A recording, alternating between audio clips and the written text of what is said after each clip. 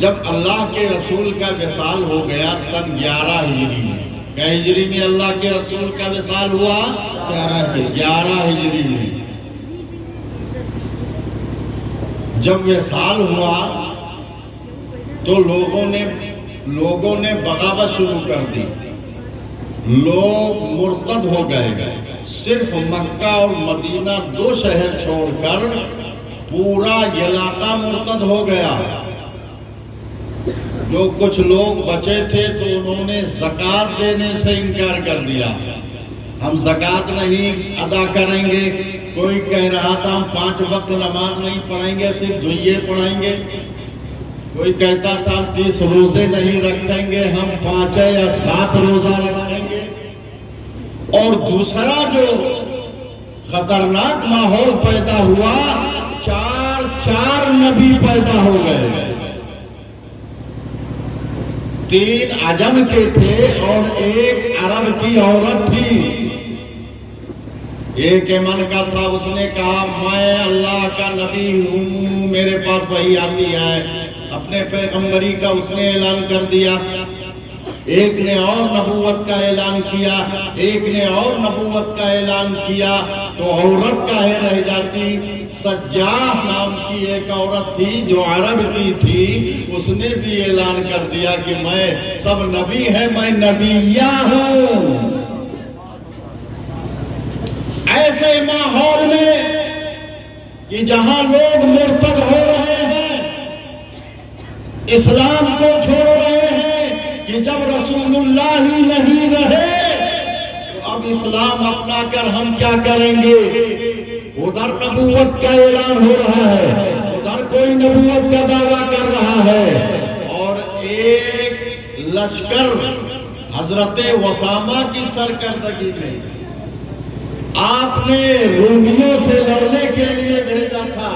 سرکار دو عالم صلی اللہ تعالی علیہ وسلم نے اپنے وصال سے پہلے ان کو لڑنے کے لیے بھیجا تھا، اور حضرت اسامہ کو اس کا سپہ سالار بنایا تھا، اور راستے ہی میں تھے انہوں نے سنا کہ سرکار کا وصال ہو گیا تو وہ مدینہ واپس آئے۔ اب ایسے ماحول میں صحابہ کہہ رہے تھے لشکر نہ بھیجیے، حضرت عمر کہہ رہے تھے زکوٰۃ سے جو منع کر رہے ہیں ان کے خلاف کچھ نہ کہیے، حالات نازک ہیں، جو نبوت کا دعویٰ کر رہے ہیں ان سے بھی صلح سے کام لیجیے، جب حالات بہتر ہو جائے تو پھر مقابلہ کیا جائے گا۔ مگر وہ صدیق اکبر ہے جہاں عمر کی قوت جواب دے جاتی ہے، وہاں صداقت کی طاقت کام آتی ہے۔ نعرہ تکبیر، نعرہ رسالت، صدیق کی صداقت، فاروق کی عدالت، عثمان کی سخاوت، مولا علی کی شجاعت، نعرہ تکبیر، نعرہ رسالت۔ آپ نے فرمایا عمر تم بڑے دیر تھے مگر آج بزدلی کی بات کر رہے ہو، سنو صدیق اکبر کا یہ اعلان سنو، ابو بکر کا یہ اعلان سنو، جو رسول اللہ کی زندگی میں جو زکوٰۃ دیتے تھے وہ اگر چاہے اونٹ کی رسی ہی کیوں نہ ہو، ابو بکر صدیق کو زکوٰۃ لے کر رہے گا، اپنی جان تو دے سکتا ہے مگر رسول اللہ کے فرمان کو ضائع نہیں کرنا۔ آپ نے سیف اللہ خالد بن ولید کو ان جھوٹے نبیوں کی سرگرمی میں بھیجا، مسلح کی تلوار نے سب کو مار گرایا،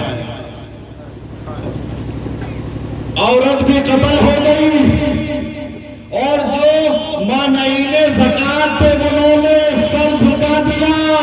ابو بکر زکوٰۃ لے لیجئے، ہم سمجھ رہے تھے کہ اب اسلام اکھڑ گیا، محمد کا دین اکھڑ گیا، نور رسالت ختم ہو گیا، مگر سچ ہے قدرت نے جواب دیا تھا کہ میں نے ایک اپنا محبوب بندہ متعین کر دیا ہے، نور خدا ہے، کفر کی حرکت پہ خندہ ہے، پھوٹوں سے یہ چراغ بجھایا نہ جائے گا، فانوس بن کے جس کی حفاظت ہوا کرے وہ شمع کیا بجھے جس کی حفاظت خدا کرے۔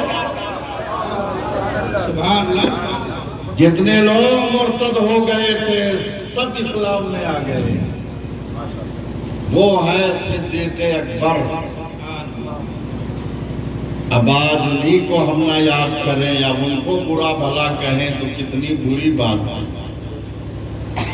اور اسی جنگ میں بہت سارے صحابہ شہید ہوئے جو حافظ قرآن بھی تھے، عالم قرآن بھی تھے، بہت سارے صحابہ۔ حضرت عمر پہنچے ابو بکر صدیق کی بارگاہ میں، اے امیر المومنین، اتنے سارے صحابہ شہید ہو رہے ہیں، 70 حافظ قرآن شہید ہو گئے، یہ قرآن اس طرح بکھر جائے گا تو قرآن کیسے امت کو ملے گا؟ آپ نے فرمایا ٹھیک ہے، آپ نے حکم دیا جتنے حافظ قرآن ہیں ان کو اکٹھا کیا جائے اور جتنی صورتیں جہاں جہاں جس کے پاس موجود ہیں سب سے کہا جائے سب یہاں لا کر جمع کریں۔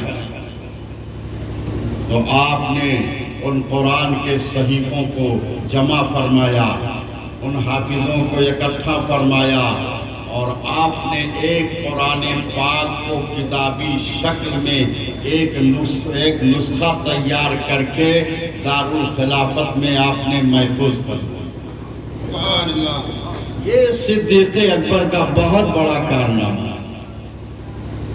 صدیق اکبر رضی اللہ تعالی عنہ، یہ قوم کے معزز لوگ کہتے ہیں آپس میں ان کی نہیں بنتی تھی، ان کی نہیں بنتی تھی، حضرت علی نے نہیں بیعت کی۔ اعلیٰ حضرت فرماتے ہیں تیرے چاروں ہمدم ہیں یک جانو یک دل۔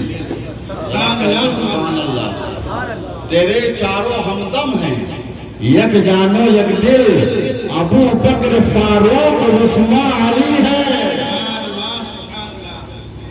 ایک حدیث مجھے یاد آ رہی ہے، حضرت علی ابو بکر صدیق رضی اللہ تعالیٰ عنہ کے پاس آئے، چند لوگ تھے، سلام کیا اور حضرت ابو بکر حضرت علی کو دیکھ کر کے مسکرائے۔ النظر یلا وجہ العلی عبادہ، سرکار کی حدیث ہے، مفہوم ہے علی کو دیکھنا بھی عبادت۔ بول دیجئے سبحان اللہ۔ ابو بکر صدیق دیکھ کر مسکرائے، حضرت علی نے فرمایا یہ ابو بکر صدیق آپ نے ہم کو دیکھ کر کے زیر لب مسکرایا، آپ کیوں مسکرا رہے ہیں؟ کہا میں نے اپنے کانوں سے رسول اللہ کو فرماتے ہوئے سنا کہ جو بھی جنت میں اسی وقت جائے گا جب تک حضرت علی پروانہ نہیں دے سکے دیں گے جب تک کوئی بندہ جنت میں نہیں جا سکتا ہے۔ تو حضرت علی فرماتے ہیں امیر المومنین ابو بکر صدیق رضی اللہ تعالیٰ عنہ، مجھ سے بھی میرے آقا نے فرمایا ہے علی اسی کو پروانہ دینا جو صدیق سے محبت رکھتا ہو، جو صدیق سے محبت نہ رکھے اسے جنت کا پروانہ ہرگز نہ دینا۔ یہ اپنوں کی کتاب میں بھی ہے، غیروں کی کتاب میں بھی ہے، تو وہ ہے صدیق اکبر۔ اسی لیے میرے آقا نے فرمایا ہے ابو بکر و عمر سیدہ کہول اہل الجنہ۔ حضرت امام حسن اور حسین کے بارے میں فرمایا سیدہ شباب اہل الجنہ، حسن اور حسین جنتی جوانوں کے سردار، اور فرماتے ہیں ابو بکر اور عمر یہ جنتی بوڑھوں کے سردار ہیں۔ سبحان اللہ، کیا شان ہے، کیا مرتبہ۔ آپ کہیں گے صاحب جنت میں بوڑھا کہاں جائیں؟ جنت میں تو سب جوان، تو اس کی محدثین نے تشریف فرمائی ہے۔ جتنے بوڑھے لوگ ہیں، بوڑھے لوگ ہو کر کے دنیا سے جا رہے ہیں، ان کے سردار ابو بکر اور حضرت عمر ہیں، اور جتنے جوان ہیں ان کے سردار حسن اور حسین ہیں، اور جتنی عورتیں ہیں ان کے سردار فاطمہ الزہرا ہیں۔ وہ حضرت علی رضی اللہ تعالیٰ عنہ فرماتے ہیں ہم کو حکم ملا ہے، ہم اسی کو پروانہ دیں گے جو صدیق اکبر سے محبت رکھتا ہے۔ اور بہت ساری حدیثیں ہیں، حضرت علامہ مولانا محمد آصف رضا صاحب، حضرت علامہ مولانا محمد اجمل صاحب سے بھی آپ نے سنا ہوگا، صدیق اکبر خلیفہ اول، یہی خلیفہ اول۔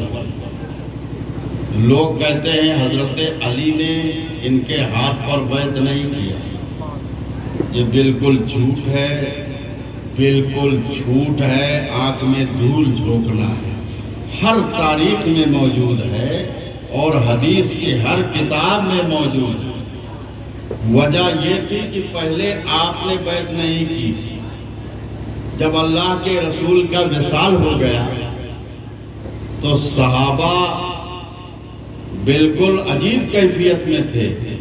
حضرت عمر ننگی تلوار لیے گھوم رہے تھے کہ اگر کوئی میرے سرکار کو کہہ دے گا انتقال کر گئے ہیں تو عمر کی تلوار ان کی گردن اتار دے گی۔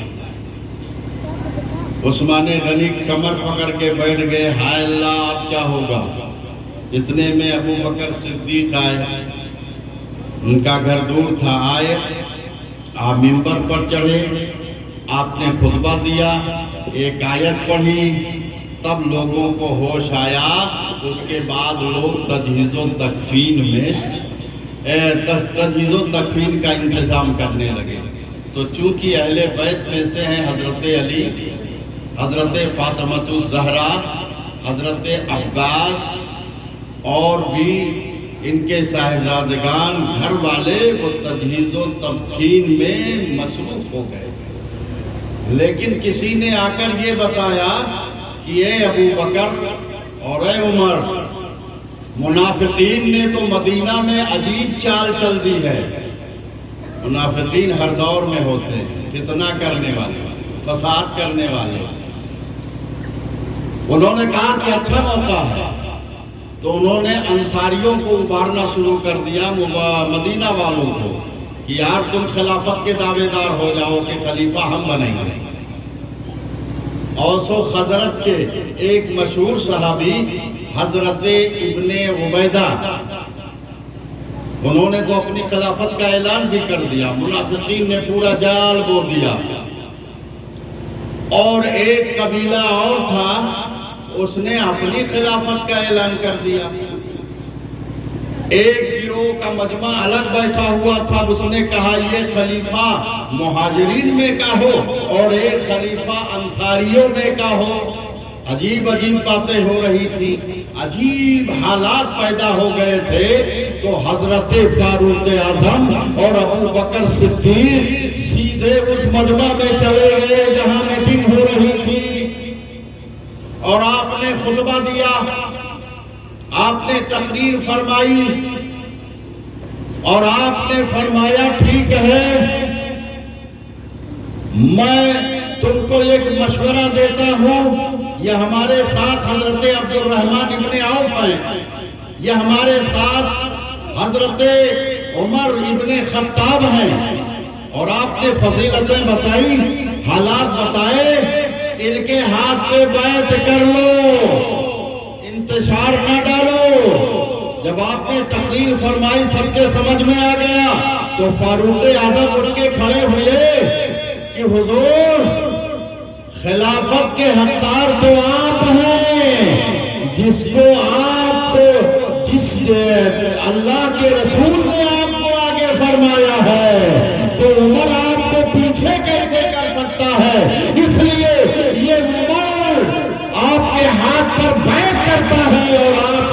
खलीफा तस्लीम करना। इतना कहना था कि सब ने कर लिया। इधर आकर के लोगों ने बताया कि उधर खिलाफत का मामला चल रहा है और हजरत अबू बकर सिद्दीक को खलीफा बना लिया गया है। उनके हाथ पर सबने बैत कर ली है। हजरत अली ने कमीज पहनी, वही पहने चले गए, चादर नहीं ओढ़ी, जल्दी जल्दी चले गए और फौरन हजरत अबू बकर सिद्दीक के हाथ पर बैत करके मुरीद हो गए। लोगों ने कहा, मुनाफिकों ने कहा, आप दामादे पैगंबर हैं, आप अहले बैत हैं, अली मुर्तजा है, अबुल हसन कुनियत है, आप क्यों बैत कर रहे हैं? तो आपने फरमाया, ए अंसारियों, जिसको दुनिया में रसूलुल्लाह ने मस्जिद के मुसल्ले पर आगे किया हो, अली उसको पीछे कैसे कर सकता है? अरे रिसालत। और मैं चैलेंज के साथ कहता हूं, लाओ कोई ऐसा इमाम दिखाओ इस दुनिया में कि जिसके पीछे रसूलुल्लाह ने नमाज पढ़ी हो, चाहे वो अहले बैत के हो, चाहे वो सहाबा हो, चाहे किबार सहाबा हो, बड़े से बड़े सहाबी हो, बड़े से बड़ा इमाम हो, मेरे रसूल ने किसी के पीछे नमाज नहीं पढ़ी है। अगर किसी की इब्तिदा में नमाज पढ़ी है तो कोई और नहीं है, वो मुसलमानों का, इस्लाम का खलीफा अव्वल अबू बकर सिद्दीक है, जिसके पीछे आपने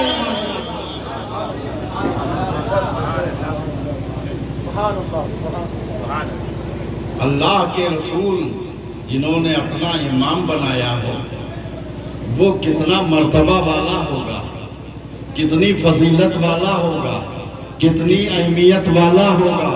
सुभान अल्लाह। अल्लाह के रसूल एक मर्तबा तकरीर फरमा रहे थे, सहाबा का मजमा था, रोजा रखने वाला, रोजा के दरवाजे, जन्नत में बहुत सारे दरवाजे हैं, जन्नत में 100 दर्जे हैं और बहुत सारे गेट हैं, जितने अमाल हैं उतने गेट हैं। और यह हदीस बाहर शरीयत में भी है। जन्नत का फाटक बहुत बड़ा चौड़ा होगा हाजी साहब, ये फाटक ना समझो। एक बाजू से अगर तेज रफ्तार घोड़ा दौड़ाया जाए तो 500 बरस में दूसरे गेट के दरवाजे पर पहुंचेगा। इतना बड़ा जन्नत का गेट होगा। सरकारे दो आलम फरमाते हैं, और फिर भी जन्नतियों की इतनी भीड़ होगी कि उनके मजमा से जन्नत का वो जन्नत की चौखट चरमर करेगी। अल्लाहु अकबर। फिर अंदर दाखिल होंगे, कोई रोजे के दरवाजे से पुकारा जाएगा, कोई खैरात के दरवाजे, कोई सदका के दरवाजे से, कोई नमाज के दरवाजे से, कोई और नेकी के दरवाजे से पुकारा जाएगा, कोई हज के दरवाजे से पुकारा जाएगा। अल्लाह के रसूल यही फरमा रहे थे। आपने फरमाया, आपने अर्ज किया, या रसूल अल्लाह, मैं किस दरवाजे से जाऊंगा, मैं किस दरवाजे से जाऊंगा? आपने फरमाया, मेरे सिद्दीक, मेरे यारे गार, मेरे महबूब, सब दरवाजे, कोई नमाजियों को पुकारेगा, कोई हाजियों को पुकारेगा, कोई ज़कातियों को पुकारेगा, कोई सदका खैरात करने वालों को पुकारेगा, उसमें जाएगा। मगर अबू बकर सिद्दीक, तुम्हारे लिए तो हर दरवाजा पुकारेगा, जिस दरवाजे से चाहो अंदर दाखिल हो। वो है हजरत अबू बकर सिद्दीक रज़ी अल्लाह ताला अन्हु। बड़ी मुसीबत है। आप बहुत बड़े मालदार थे, बहुत बड़े सरदार भी थे, आपका कुरैश में एक अहम मुकाम भी था। बहुत सारे सहाबा को आपने अपने ही तबलीग से मुसलमान बनाया। جس میں حضرت ابو عبیدہ، حضرت عبد الرحمن ابن عوف ہیں، حضرت عثمان غنی ہیں، طلحہ ہیں اور بہت سارے صحابہ ہیں جنہوں نے خود تبلیغ کر کے مسلمان بنایا ہے۔ سبحان اللہ۔ صدیق اکبر رضی اللہ تعالیٰ عنہ کے کہنے کے لیے تو بہت کچھ ہے، مگر قرآن میں اللہ تعالیٰ ارشاد فرماتا ہے الذی جاء بالصدق وصدق به اولئک هم المتقون، جو سچ لے کر کے آیا اور جس نے اس سچ کی تصدیق فرمائی وہ سب لوگ متقی ہیں۔ اللہ تبارک و تعالی اس جشن کو ہمیشہ کے لیے جاری اور ساری فرمائے اور صدیق اکبر کا جشن اسی طریقے سے منایا جائے۔ آپ بھی سننے آئے، مختصر لوگ ہوں گے اور خلیفہ اول کا جشن منایا جائے گا۔ آپ نے سمجھ لیا ہے اور جان ہی لیا ہے، حضرت علی اسی کو پروانہ دیں گے جس کو صدیق اکبر سے محبت ہوگی۔ تو آپ صدیق اکبر سے محبت رکھیے، اور صدیق اکبر کو یہ سب کچھ جو مرتبہ ملا ہے صرف محبت رسول سے ملا ہے۔ بس ایک آخری بات، اللہ کے رسول جس کو میں نے بتایا تھا، حضرت ابو بکر صدیق دوشنبہ کا دن گزار کر منگل کی رات میں مغرب کے بعد عشاء سے پہلے آپ کا انتقال ہوا، سن 13 ہجری میں، لگ بھگ 13 ہجری میں آپ کا وصال ہوا۔ منگل کی رات میں صبح کو آپ کی تدفین اور تجہیز کا انتظام کیا گیا۔ لوگ آئے، جب تعزیت پیش کرنے لگے تو آپ کا حجرہ دیکھا تو آپ کے حجرے پر، چھت بہت چھوٹی چھوٹی پہلے ہوتی تھی، تو حجرے پر دیکھا کالے دھبے پڑے ہوئے۔ تو آپ کی مبارک بیوی سے پوچھا کہ اے زوجہ ابو بکر رضی اللہ تعالی عنہ، آپ یہ بتائیے یہ کالا دھبا کیوں پڑا ہوا ہے؟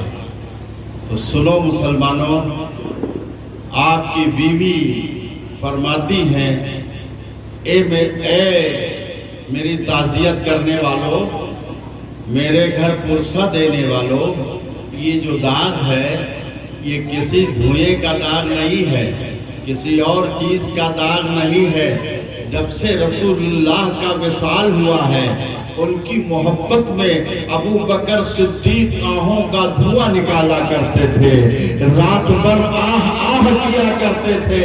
جو آہیں نکلتی تھی انہی آہوں کا داغ ہے کہ چھت پہ چھت پر کالا رنگ کے آثار آ گئے ہیں۔ وہ صدیق اکبر جاگتا تھا تو یا رسول اللہ، چلتے تھے تو یا رسول اللہ، سوتے تھے تو یا رسول اللہ۔ اسی لیے کسی شاعر نے کہا ہے میں سو جاؤں یا مصطفیٰ کہتے کہتے کھلے آنکھ صلی علیہ کہتے کہتے۔